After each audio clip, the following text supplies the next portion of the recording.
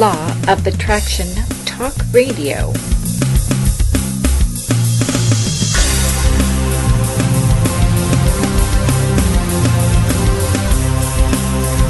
Get ready to be the best you can be. Stay tuned for the Law of Attraction Talk Radio with Jules.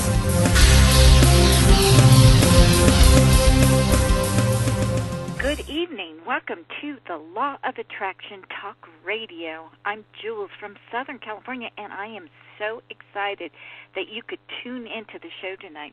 New York Times best-selling author Gregg Braden is internationally renowned as a pioneer in bridging science and spirituality.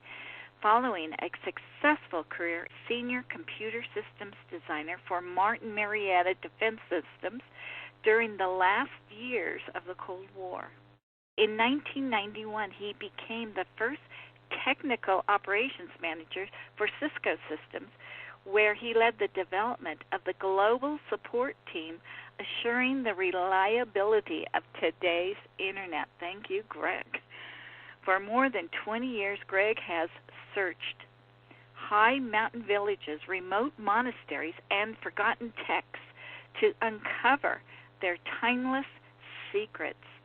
Today, his work has led to such paradigm-shattering books as The Isaiah Effect, The God Code, The Divine Matrix, Bridging Time-Space Miracles and Beliefs, and his just-released book, The Spontaneous Healing of Beliefs.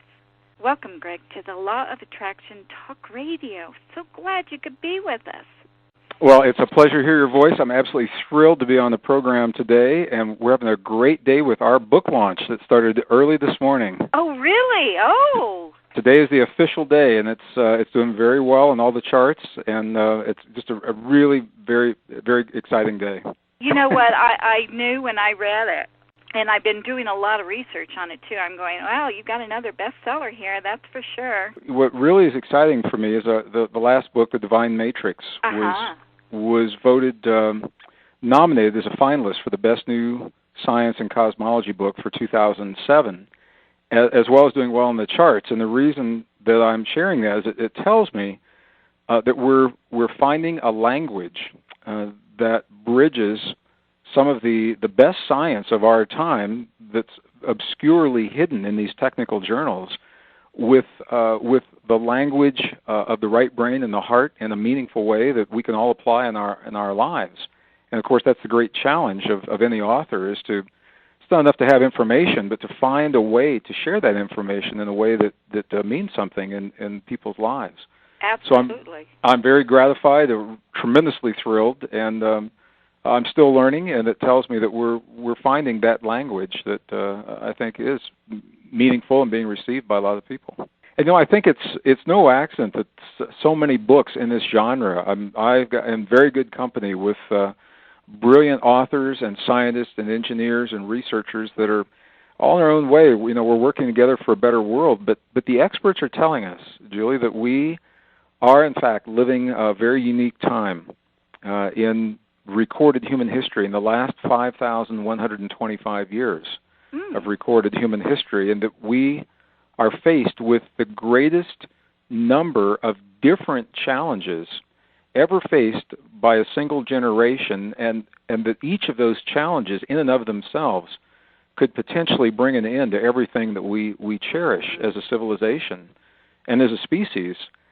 Each of those challenges could, and the fact that all of them are happening right now at the same time tells us that we've got to look at ourselves and our world differently, and with that difference, apply our new understandings to solve many of the problems that we have today. Everything from the way we solve problems through war between nations to dwindling resources and new diseases and failing economies. As different as those all sound from one another, they're all linked through a field of energy that connects everything.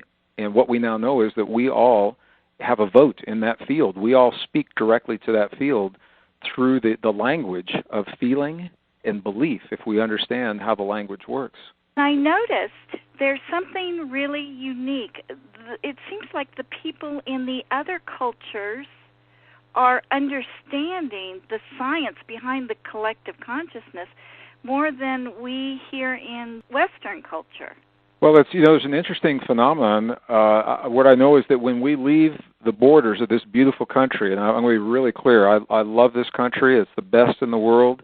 We've got some problems, sure, and even with our problems, I think we have the potential to find solutions and lead in a new way of living in this world. That potential exists.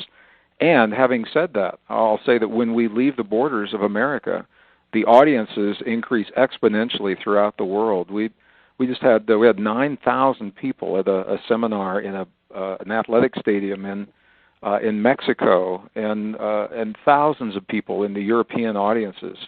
I'll be in Japan at the end of the month on a tour there, and this is the kind of information they love.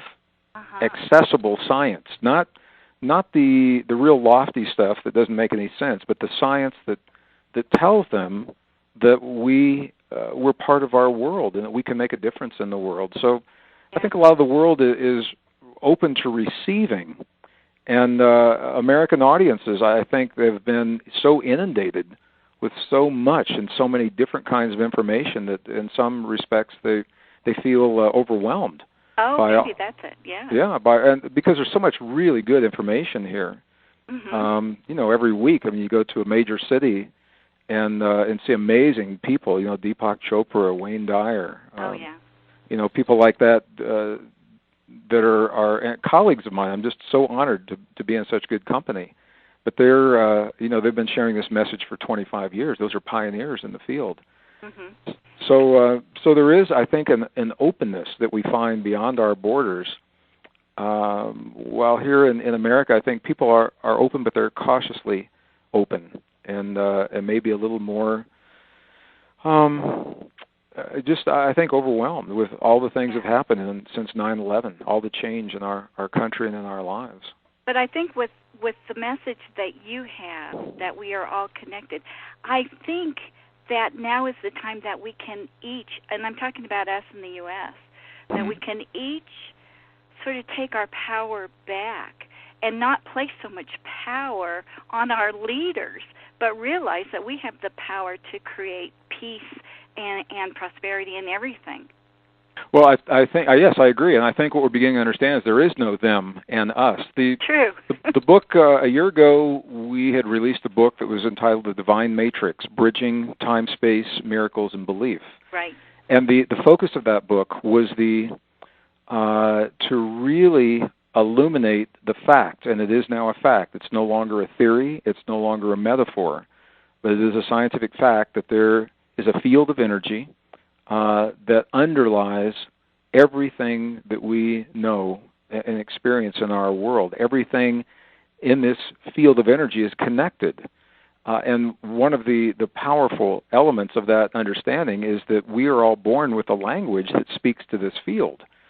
So The Divine Matrix was the book that talked about the field, and this new book, The Spontaneous Healing of Belief, talks and explores and gives us a way to apply the language of human emotion, feeling, and belief in ways that we often discount here in the West. Mm. And this is what is so very different. I've spent, I was trained as a scientist, as an engineer. I worked in the defense industry up until the end of the Cold War, by day and by night, and on the weekends, and on my vacation time, I was exploring some of the most ancient and remote and pristine places remaining on the earth today that have preserved a very different way of looking at our world. Yeah, I know, and that was one of the major questions I wanted to ask you, because you were in this scientific world. Mm-hmm.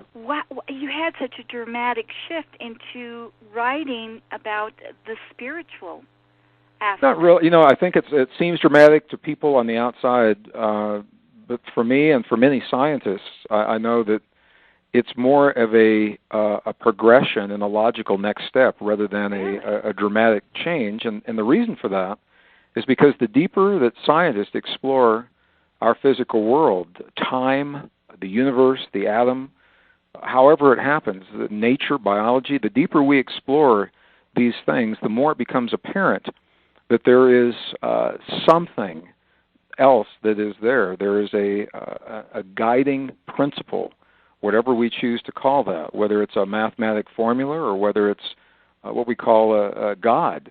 There is this guiding principle that's there. To hear the full version of this wonderful interview, go to www.lawofattractiontools.com and click the Listen Live button.